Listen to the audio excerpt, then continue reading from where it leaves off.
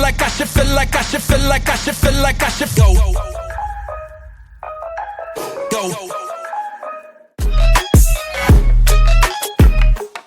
Momo froze in shock. Excuse me? Your name is what? Takakura tilted his head, confused. That's my real name. Why does acceptance even matter? Momo covered her ears, her voice rising. Stop saying it. I don't want to hear it. Takakura was taken aback when his curse suddenly returned. Panicked, he yelled, Momo, use your powers. Turbo Granny's talking about devouring my banana again. The curse threw Takakura against the wall. After Momo used her powers to lift the curse, Takakura groaned in relief. Thanks for that. Momo crossed her arms, her voice firm. We need to set some ground rules. First of all, your name is off limits. Takakura had no choice but to agree, sighing. Fine, Momo continued. Since you're into paranormal stuff, I'll call you Okuran. And if you ever use your real name again, I'll kill you, Okuran protested weakly. But it really is my real name, Momo smirked. Doesn't matter. Okuran accepted her condition with a shrug. Momo noticed that he didn't seem too upset and teased him. You're happy about it, aren't you? Okuran, embarrassed, mumbled as they walked. I really don't want this. Momo pushed him playfully, making him accidentally pass gas. She grimaced. Ugh, seriously? What's wrong with you? Okuran stammered. It's your fault for pressuring me so much. Momo stopped in her tracks, realizing the sun was rising. It's already morning. Turbo Granny won't show up now. Okuran looked at her, curious. Are you sure? Momo nodded confidently. Ghosts and goblins only come out at night. For now, let's head to my place. She added with a smirk, honestly, what you're wearing now is more of a problem than any goblin. As they arrived, Momo's home was revealed to have a traditional torii gate. She warned Okuran, my grandma is super strict with boys. She almost killed my ex-boyfriend. Okuran's eyes widened in shock. What? Why are you telling me this now? As he stepped through the gate, Okuran suddenly burst into flames. Momo shouted in alarm, What's happening? She spotted a nearby river and, using her powers, threw him into the water. Are you okay? She called out. Okuran gave a thumbs up, and she pulled him out with her powers. They noticed a talisman near the gate, which Momo figured might have caused the incident. Sorry about that, she said sheepishly. This place is protected by a mystical barrier. Lying on the ground, Okuran groaned. I thought I was going to die. Momo suggested, maybe we can remove the talisman for a bit? She invited him to try entering again. Nervously, Okuran extended his hand toward the gate, checking for safety before stepping through. This time, nothing happened. How do you feel? Momo asked. Okuran replied, My whole body is stinging. Momo suddenly noticed his hair. Your hair looks like a middle-aged lady's perm. Okuran scowled. Seriously? I almost died, and you're laughing at my hair. They entered the house. Momo called for her grandmother, but realized she wasn't home. She led Okuran upstairs, stopping at her room. Wait here and close the door. I'm changing. As the door shut, Turbo Granny's curse returned. Okuran opened the door in a panic. The curse is back, Momo shouted. Don't just barge in. She made him face the wall while she finished changing. Irritated, she threw clothes at him. Here, wear these. They're women's clothes, but they'll do. Okuran held the clothes, muttering, Thanks. Suddenly, Momo remembered something. By the way, is your Uno still there? Okuran turned, confused. My what? Realizing she was still changing, he quickly covered his eyes and apologized. I didn't see anything. Momo replied that it was okay now. She casually told him to show his junk and said she was referring to what Turbo Granny had mentioned. She revealed that the spirit had cursed him and taken his banana. Shocked, Okuran checked his boxers. It was true, and he cried out because it was gone. Momo couldn't believe it and asked what was down there and wanted to see. Okuran retorted as if he would show that, asking if she was an ignoramus. Momo was curious as to why not, since there was nothing there anyway. Whether there was something or not, it has nothing to do with it, Okuran said. Momo was annoyed at his pettiness. The situation was terrible, and Okuran wondered what he would do now that it was gone. Hugging a pillow, Momo told him not to blame her, but Okuran replied that she was the one who thought of making it a contest. Momo clarified that she wasn't interested in his paranormal baloney from the start. She said he was the one who kept talking about that crap, as if looking for a fight. Okuran then said he didn't want to miss that opportunity. In truth, he wanted to make a friend and didn't want to risk losing that chance. So he admitted he was desperate to talk to her. With his back turned, Okuran said he should have known they live in a different world, since she is not someone he should be talking to. So he apologized for getting her mixed up in a dangerous situation. Once everything was okay, he said she could go back to ignoring him. Momo became irritated and said it makes her sick when he said such things. She told him to go ahead and make assumptions about other people and just close himself off. The real reason he had no friends, she said, was because he distanced himself. Okuran pondered this and came to his senses. Approaching Momo, she asked him not to say she should ignore him.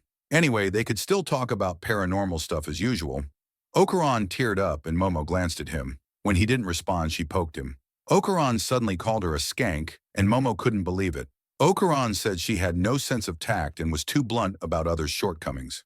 Momo, very annoyed, asked what tact meant. As they were arguing, they noticed the doorbell rang. Okuran thought it might be her grandmother, but Momo hushed him, which confused him. Momo was scared because she had never heard that door chime before. She went down the stairs to check it out. She said her grandmother had told her they had two door chimes, one for humans and one for evil spirits. A large shadow could be then seen at the door. The two were now downstairs, and Momo thought it might be because she removed the talisman. She pulled Okuran and said there seemed to be something at the door. So Okuran asked what they should do. Momo replied they needed to return the talisman. If it was an evil spirit, it would burn like he did earlier. They went out the back door, and Okuran asked if she wanted him to burn too. She answered he'd be fine once he left the grounds. Okuran pleaded with her to wait until he left before returning the talisman. Momo peeked and looked at the door. She was puzzled because there was nothing there and wondered where it had gone. Okuran then called out to her, asking if this was what she was looking for. Momo was startled and pushed Okuran away, telling him to leave. She pointed out the way, but he was confused, saying he couldn't get out. A wall had suddenly appeared, blocking his path. Blood started dripping from Momo's nose, and she fell to her knees. She wondered what was happening and thought it might be dangerous. Okuran called out to her for help, as his bleeding was even worse. Momo asked if he was okay and asked him to pull himself together. Meanwhile, Okuran was panicking because he was bleeding. Momo noticed something and thought the black mist was causing it. They covered their noses while she tried to think of what to do. Realizing it was getting bad, it would be dangerous if they didn't act. She looked at the Toria gate and thought they could put the talisman there. But Okuran stopped her. When asked why, he said the wall was blocking the Tori, so he wouldn't be able to get out. Suddenly, something fell in front of them. It was a huge creature saying they were both bad people because they didn't keep their promise. He said he had finally found them. He stretched his foot, demanding they hand over the organs. Because of its enormous size, the ground cracked from its action. Momo wondered what kind of evil spirit it was. She asked Okuran if he had a second thing down there, which he firmly denied. He then said it was a space alien. Okuran insisted he couldn't be mistaken. It was a Flatwoods monster, he explained. He explained that this creature was first sighted in the American town of Flatwoods. In Japan, a similar being was reportedly seen in Yamanashi Prefecture, described as a 3-meter-tall alien. Momo pondered why the doorbell rang and wondered if it meant the alien had set off the chimes set up for evil spirits. Okuran replied that some studies showed people who experience psychic phenomena often also see UFOs. In other words, spirits and aliens had similarities. Momo wondered if this was a comrade of the alien they had encountered. If they didn't act soon, they would surely die from its poison. But if she kept maintaining Okuran's curse, she couldn't use her abilities effectively. Okuran confidently replied he would fight it, so he asked her to let his curse loose. Momo was puzzled by this request, while Okuran said he wasn't afraid of aliens. He asked if she could release the curse on his body, but suppress it just in his head. They were suddenly distracted when their surroundings got destroyed, so they quickly ran. Momo commented that it was easy for him to say, but she hadn't mastered her power yet. But Okuran said it seemed he could now control Turbo Granny's powers. However, Momo replied they weren't sure if it would work. Nevertheless, Okuran insisted, so Momo did as he requested. Okuran gradually transformed, and the Flatwoods monster noticed them again, demanding their organs. Turbo Granny gradually took over Okuran's body, and he told Momo to hurry the process. Just as the alien was about to hit them, Okuran saved Momo. Surprisingly, he managed to suppress the curse to just his head, which seemed to change his appearance due to the curse. Momo was shocked when he said his power seemed to be overflowing. However, he said he was depressed. Momo was stunned because it had obliterated his personality. Okuran's consciousness was fully present, but he was bummed out. Momo was then curious about why he was talking like that. Okuran apologized and again said it was because he was an awkward person. Momo choked him because she had told him not to say that line again, but he added that he had no use anymore, and it would be better if he just disappeared. Again, Momo stopped him, saying she was getting irritated. He bowed to her repeatedly, saying he'd be back in a minute. Momo called him an idiot and told him to look where he was going. The monster's huge hand was already in front of Okuran. It trapped him in its hand, which shocked Momo. However, the monster's left-hand fingers suddenly broke off while Okuran was still alive. He was surprised because his body moved on its own. He thought this must be the true power of Turbo Granny. While biting the monster's finger, he suddenly became dejected. Momo was surprised by his speed and asked how he did it. She was impressed, thinking that at this rate, he might just pull it off. But Okuran suddenly vomited, and Momo wondered what happened.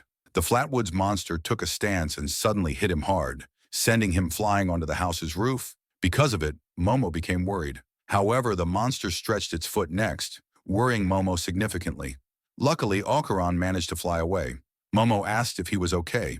While on the ground, he apologized because his body couldn't keep up with the curse's power anymore. He felt like he was about to explode into pieces, as humans weren't meant to move that fast. Nevertheless, all he managed to do was cut off 5 of the enemy's fingers. He cried out, asking how they could defeat it. "How would I know?" Momo replied, telling him not to get angry at her. If she knew how to defeat it, they wouldn't be struggling like that. Suddenly, Momo noticed something and asked if he was doing sumo. The Flatwoods monster indeed took a sumo stance, so Momo thought that if it could touch the ground, it might mean they'd win. Okuran asked if she was a genius, and she said yes. So Okuran asked her to suppress his curse to his head one last time, as that was his limit. Momo told Okuran to go for its legs while she would use her powers to knock it down. Momo needed to get close, so she asked him to back her up. Again, the monster demanded their organs. While Okuran held Momo, he ran incredibly fast, let go of Momo, and hit the enemy's right leg. He bit it, but said he couldn't take it anymore. So Momo positioned herself to curb his curse using both hands. Momo was irritated, calling him a pain in the butt. Okuran flipped over, while the monster managed to touch the ground, causing its hand to melt. The two were delighted as it happened exactly as they planned. However, the alien just used its feet as support.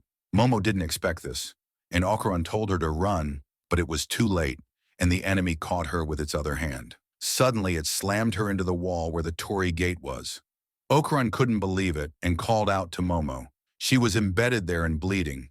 Because of this, Turbo Granny's spirit emerged again, and Okuran's body snapped. However, he quickly returned to normal. It turns out that Momo was behind this. As she held her hand, she said Okuran was really a handful.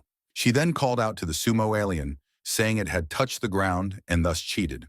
Meanwhile, Okuran requested her to release his curse again, saying he didn't care what happened to his body anymore. But Momo took responsibility to defeat it. She said she wouldn't let it escape because of its cheating.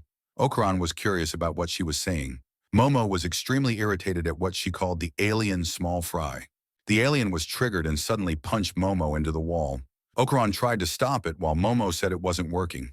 The alien unleashed a barrage of punches, causing Okuran to beg for her to release his curse. He said she couldn't survive the monster's attack anymore. Momo's body was clearly battered, but she still didn't give up.